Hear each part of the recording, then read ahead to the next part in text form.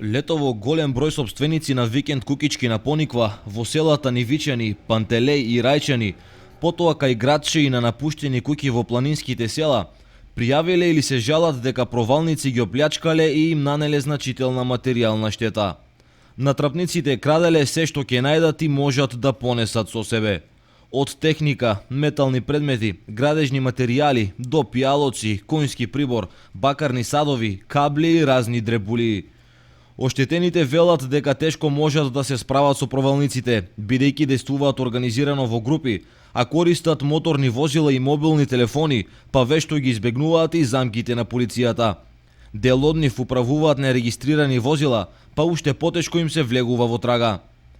На зголемен број провални кражби се жалат и луѓето кои во планинските села и маала имаат куќи во кои никој не живее, но останал по некој вреден предмет, како бакарни котли, тепци, лонци и слично.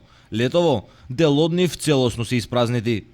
Провалниците не се воздражуваат и од кражби под цркви и манастири. Неодамна бил оплячкан манастирот Свети Пантелеимон, од каде се однесени околу 12.000 денари пари.